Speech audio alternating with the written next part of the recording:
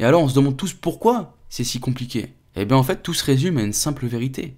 C'est la zone de confort. On s'y sent bien. La zone de confort, tu vois, c'est ton lit en plein hiver, quand ton lit est bien chaud mais dehors il caille.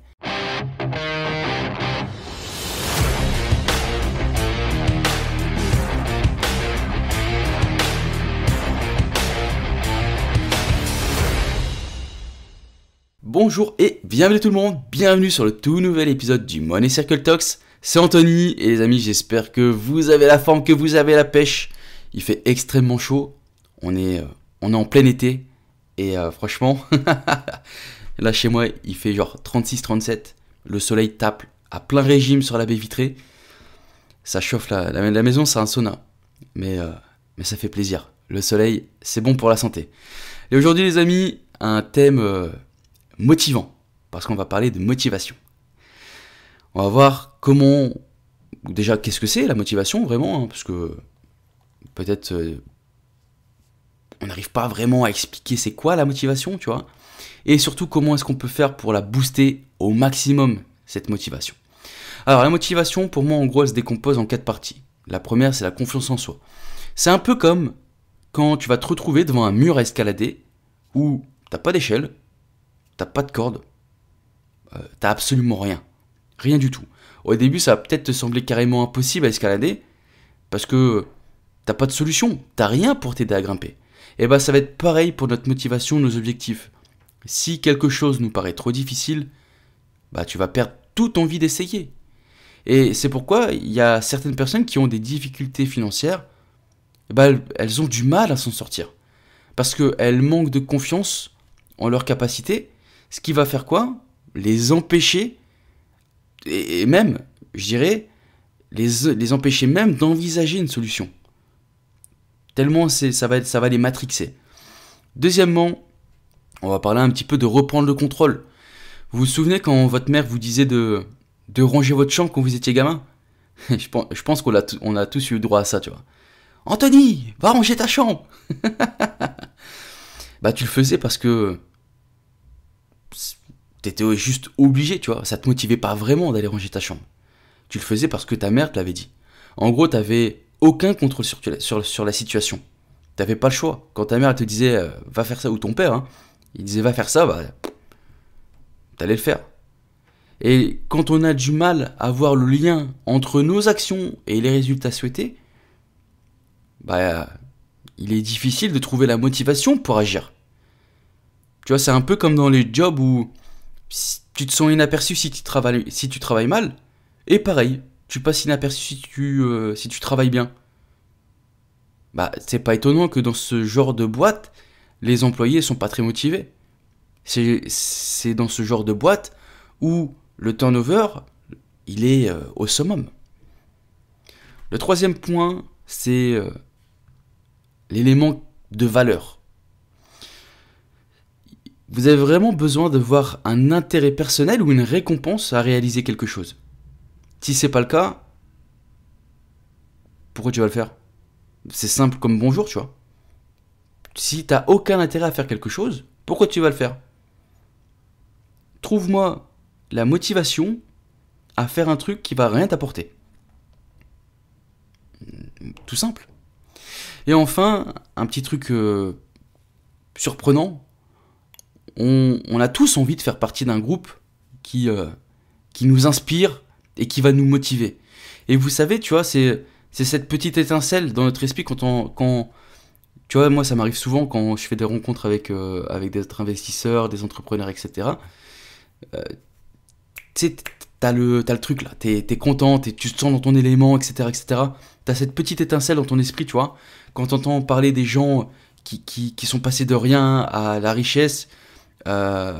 Même pas que financière, hein. Après là on parle d'argent ici dans ce podcast, mais c'est pas que financier.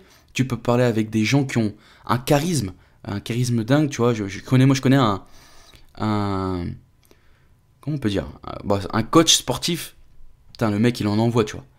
Le mec quand tu l'écoutes, il gère son truc comme un truc de dingue.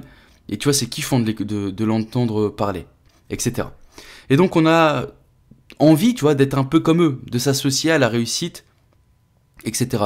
Et quand on se demande ce qu'on va devenir plus tard, on pense rarement à une seule personne.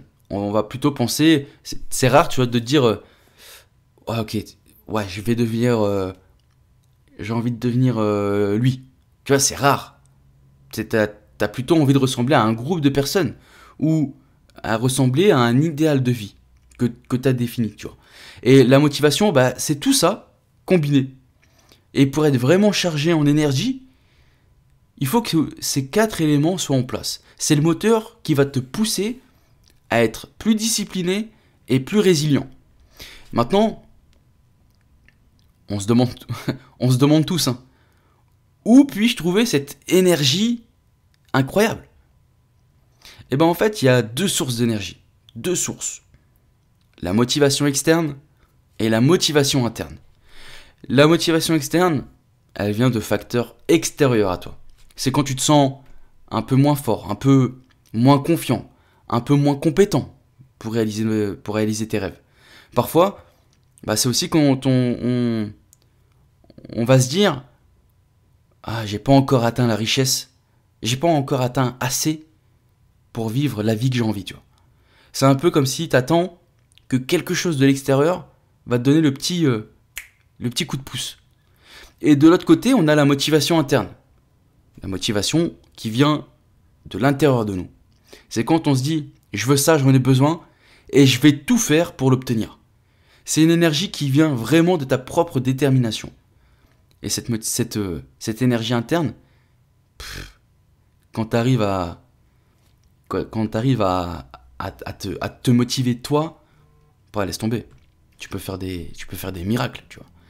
Et la motivation, c'est un mélange de confiance en soi, de prise de contrôle, de valeur personnelle et de désir d'appartenance. Le désir d'appartenir à quelque chose de plus grand. Et c'est ce qui va te pousser à te sortir du lit le matin et à te bouger le cul pour te mettre à l'action. Imagine que ta vie, tu sais, il y a toujours des périodes, tu vois, ta vie elle est pas, tu sais, c'est morose. Un petit peu en ce moment c'est morose. T'en as marre. Jusqu'au cou t'en as marre. Et tu finis par dire ok, maintenant ça suffit. Je veux que ça change. Je sais pas si ça vous parle ce que je vous dis, mais moi ça m'est déjà arrivé d'avoir ce truc où genre ça allait pas, tu vois, ça allait pas. Et puis à un moment j'ai arrêté de faire ma victime et je me suis dit allez c'est bon, stop, fini. Et bah ce moment-là où j'ai eu le ras-le-bol et que j'ai vraiment eu envie que ça bouge enfin, et bah c'est là que j'ai commencé à voir que la motivation elle joue un rôle crucial. Il y a certaines personnes qui disent même que bah, c'est un peu comme si tu te rebelles contre le monde entier. T'en as marre de cette sensation de malaise et t'es prêt à mettre les bouchées doubles pour montrer ce que tu vaux, pardon. Pour montrer que tu peux faire mieux. Et c'est l'idée derrière la motivation externe. Transformer toute cette frustration, tout ce mal-être, en une putain d'énergie positive. Mais attention, c'est seulement un côté de la médaille. Parce que il faut être un peu débile d'attendre d'être malheureux, d'être au ras des pâquerettes pour te dire ok, je suis en bas, ok, c'est maintenant. Bah, faut être un peu déglingo, tu vois.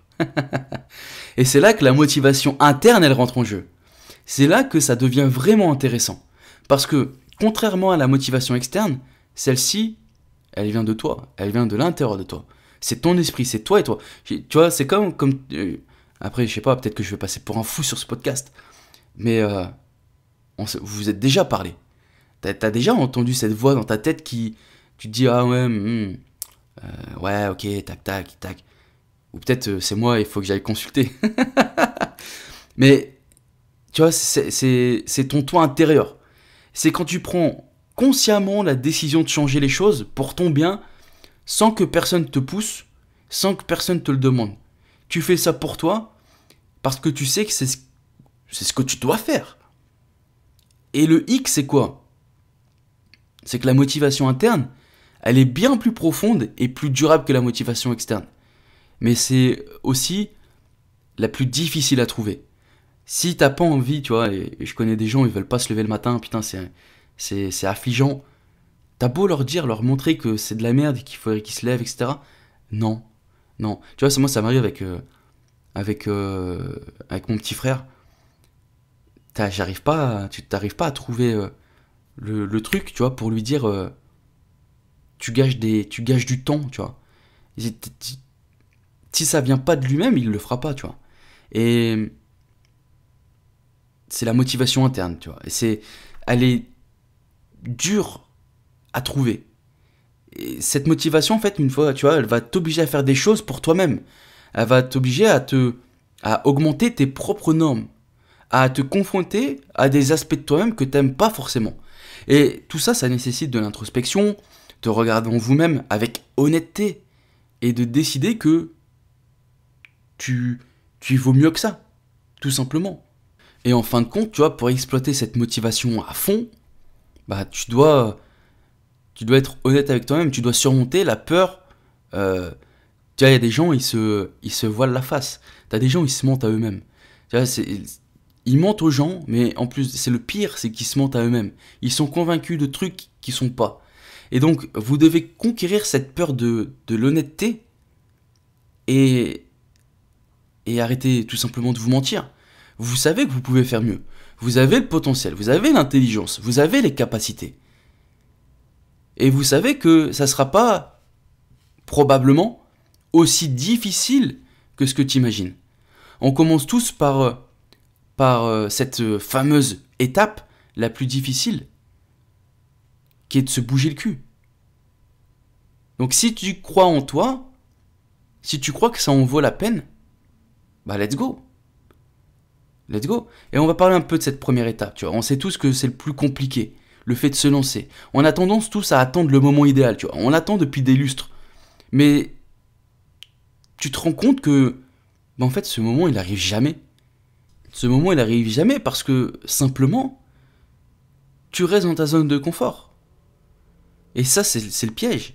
Ce moment où tu dois te surpasser, il arrivera jamais. Parce que tu restes dans ta zone de confort. Tu te bouges pas le cul pour sortir de cette zone de confort. Et ok, on est tous des, comment dire, j'allais dire des pachas, mais pas vraiment, des créatures d'habitude, on va dire comme ça. On s'installe dans notre petite routine, qu'on connaît déjà, hein, on sait tous. Demain, je te dis, raconte-moi ta vie. La plupart d'entre vous, vous allez me raconter la même chose qu'hier. C'est la vérité. Et on a tous, voilà, on a tous nos petites routines qu'on connaît déjà, et puis ça nous convient. À court terme, ça nous convient, mais par contre, tu vois, à long terme, ça nous convient pas. Et puis 10 ans plus tard, eh ben, on est toujours dans cette petite routine. Pourtant, tu m'avais dit que à long terme, ça te convenait pas. Et pourquoi? Pourquoi t'en es encore là? Tout simplement parce qu'on a du mal à faire bouger les choses. Alors qu'on sait que ça serait mieux pour nous. Tu vois, c'est comme si notre situation actuelle, même si elle n'est pas super, bah elle est plus agréable que le changement. Elle est plus agréable, parce qu'on sait, je connais, ouais, lui c'est mon voisin, oui, tac tac.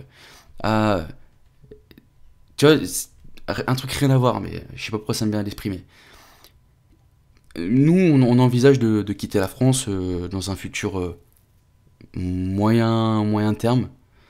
Et j'en parle ouvertement, tu vois, et les gens ils me disent ah, je pourrais pas. Tu vois, déjà, rien que simplement, quand sur mes 5 dernières années, avec ma femme, on a déménagé 8 fois, je crois. 8 fois. On habitait dans le nord, on est parti dans le sud. Après, dans le sud, on a déménagé, on a fait toute la French Riviera. Après, on a redéménagé. Ensuite, on a habité en Suisse. Ensuite, on a redéménagé en France, etc. Et on a zéro famille. Là où on est juste entre nous. Et voilà, quoi. Et les gens, c'est un truc de dingue. Ah ouais, non, je sais pas comment vous faites. Ah ça, ah là là. Ah quoi, tu veux partir à l'étranger? Ah ouais, mais t'es un malade. Bah non, en fait. Je te jure, après avoir goûté cette liberté de bouger n'importe où on veut, etc., je reviendrai jamais. Tu vois, je sais que moi, je retournerai jamais vivre là où j'ai grandi. C'est mort. Et je sais plus où j'en étais. Je sais plus ce que je vous disais, les amis. Bref, on s'installe dans notre petite routine, tu vois, et puis ouais, je me souviens, c'est bon. On sait que ça nous convient pas à long terme, puis 10 ans plus tard, bah voilà, on est dedans. Je crois que je crois que je vous l'ai déjà dit, on était peut-être un petit peu, j'avais peut-être étalé un peu plus le débat. Mais bref, voilà, on sait que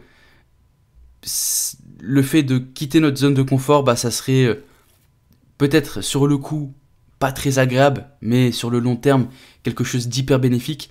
Et le problème, c'est que les gens le font pas, tu vois. Et c'est aussi le pourquoi les gens restent dans des relations toxiques ou dans des jobs qu'ils détestent, dans des jobs où ils sont sous-payés, où ils sont pas respectés. Et la vérité, c'est quoi? La vérité, c'est que si ces gens-là, tu les préviens, tu dis, écoute, ton job là, n'y va pas, je sais le futur, comment ça va être. Jamais ils iront. Jamais ils vont choisir ça. Mais une fois qu'ils sont dedans, eh ben, c'est difficile de s'en sortir. C'est difficile de briser ses chaînes et de se barrer. T'as des gens, ils sont, pour eux, c'est fini, tu vois. Et c'est pour ça, alors je vais pas faire le, comment dire, le mec médical, etc. Mais c'est pour ça qu'il y a beaucoup de salariés qui se suicident, alors qu'il suffirait peut-être juste de démissionner et de commencer une nouvelle vie. Mais les gens ont du mal, tu vois. C'est quitter, aller vers l'inconnu, ça met les gens dans un malaise. Les gens ont peur de l'inconnu, tu vois. Et bref, tu vois, on cherche toujours à trouver des excuses. Pardon, on cherche toujours à trouver des excuses pour pas se remettre en question, pour pas remettre en question notre réalité actuelle. Donc ouais, tu vois, le boulot il est pas top, etc. Mais tu te dis, ah ouais, il y a pire. Il y a pire. Ouais, ma partenaire, ouais, elle a des défauts. Mais au moins, elle est avec moi, tu vois. Ouais. Tu vois, c'est un peu comme si on essayait de casser un vieux cadenas pour en adopter un tout neuf. La résistance mentale pour remettre tout en question, ce qu'on connaît, eh ben, c'est difficile. Et c'est difficile, tu vois, d'accepter quelque chose qui va être complètement nouveau. Et alors, on se demande tous pourquoi c'est si compliqué. Eh bien, en fait, tout se résume à une simple vérité. C'est la zone de confort. On s'y sent bien. La zone de confort, tu vois, c'est ton lit en plein hiver, quand ton lit est bien chaud, mais dehors il caille. Eh ben, c'est ça, on s'y sent bien. Même si c'est pas la meilleure situation, tu le sais, c'est pas, tu pourrais, mais on s'y sent bien, voilà, tout simplement. Et c'est pour ça que le premier pas, il est difficile à franchir. Le premier pas de retirer la couette, se prendre la vague de froid, c'est le plus dur, on va pas se mentir. Et j'aimerais vous donner un petit conseil. Ne laissez juste pas cette zone de confort vous piéger. Elle vous piège dans des situations qui ne vous conviennent pas. Le changement, ça peut sembler effrayant, certes, mais ça peut être aussi quelque chose d'extrêmement gratifiant, les amis. Donc prenez, je sais pas, une grande respiration, et puis lancez-vous. Brisez ce cadenas pour ouvrir la porte à de nouvelles possibilités. Vous valez mieux que rester coincé là où vous êtes. On y croit, les amis. Et pour finir, les amis, je vous parle vite fait d'une petite approche que j'ai trouvée pour surmonter tout ça. Et la meilleure approche que je pense avoir trouvée, c'est le mélange de volonté pure, le truc qui vient de l'intérieur de vous, et la pression sociale positive. Regardez votre cercle d'amis proches, identifiez des choses qu'ils font et que vous aimeriez également faire. Et puis vous leur dites tout simplement, hé, tiens, j'ai vu que tu fais ça et tout, j'aimerais le faire aussi, tu peux m'aider, ça te dit de m'en parler, etc. Et le truc que je trouve vraiment difficile de faire, c'est toujours ce premier pas. Le premier pas d'aller prendre contact, le premier pas de dire, ok, ah, j'aime beaucoup ce que tu fais, tu peux m'accompagner, ah, tu peux m'aider, tu peux me filer des renseignements, etc., etc. Et les amis, vraiment, je suis sûr à 100% que vous seriez surpris de voir à quelle vitesse les gens vous répondront positivement à cette demande. Et pour la volonté, c'est simple, hein. Il faut vous donner des grosses claques mentales. Secouez-vous un petit peu et on s'y met. Passez par l'inconfort du changement, faites ce premier pas. Croyez en vous, vous pouvez faire mieux que ce que vous êtes actuellement. Le dicton que j'utilise toujours, c'est le 1% chaque jour. Je le dis toujours à la fin de tous les podcasts, à la fin de toutes les vidéos sur YouTube. Mais c'est ça, cherchez à être 1% meilleur que hier. 1% c'est pas grand chose, c'est une toute petite amélioration. 1% c'est pas difficile. Et tu fais ça un petit peu tous les jours. Tous les jours tu vas être une meilleure personne. Et ça c'est cool. Et donc, passez par l'inconfort du changement, faites ce premier pas, croyez en vous. Ça c'est déjà une étape cruciale. Si tu crois pas en toi, je vous l'ai dit aussi également dans le podcast les amis. Si toi tu le fais pas pour toi, il y a personne qui va le faire pour toi. Il y a personne qui va te dire allez mec, tiens, vas-y, ou meuf, hein, c'est également valable pour vous les filles. Il y a personne. Si tu te sens comme une daube, les gens vont te voir comme une daube. Et maintenant, un point important à garder à l'esprit. Hein. Les faux pas, ça arrive. Les faux pas, ça arrive dans la vie. On va pas se leurrer. Les choses ne se déroulent pas toujours comme prévu. Il y a toujours des hicks, il y a toujours des couacs. Et l'essentiel, c'est simplement de rebondir à chaque fois. Si tu trébuches, ok, pas de souci, relève-toi. Tu vas pas laisser une petite erreur remettre en péril tout ce que tu as fait, tout ce que tu as accompli. Et utilise la motivation comme un moteur pour effectuer des changements dans ta vie. Et pensez à vous dire, ok, je suis ce que je suis à partir de maintenant. Je veux être cette personne, je suis cette personne maintenant. Plutôt que ouais, allez, vas-y, je vais me mettre au sport pour l'été, comme ça je serai bien sur la plage. Pour les 3 prochains mois, je serai bien. Non. Et si vous retombez dans vos anciennes habitudes, vous dramatisez pas. C'est pas grave. Le plus important, c'est de se remettre en selle rapidement. Et avec l'expérience, vous allez être en mesure de faire ce processus encore plus rapidement la prochaine fois. Et n'oubliez pas les amis que on a tous ce super pouvoir, cette super motivation qui vient, là vous voyez pas parce que c'est pas une vidéo mais je me tape le torse. Elle vient de l'intérieur, elle vient du cœur. Donnez-vous les moyens. Motivez-vous, mettez-vous des grosses gifles. Mettez-vous des grosses gifles les amis. Bon voilà les amis, c'est tout pour cet épisode. J'espère que cet épisode vous aura fait kiffer. Les amis, je vous souhaite dans tous les cas plein de bonnes choses. Je vous souhaite le meilleur. N'oubliez pas, 1% chaque jour. Et moi je vous dis à la semaine prochaine. Big up, ciao ciao.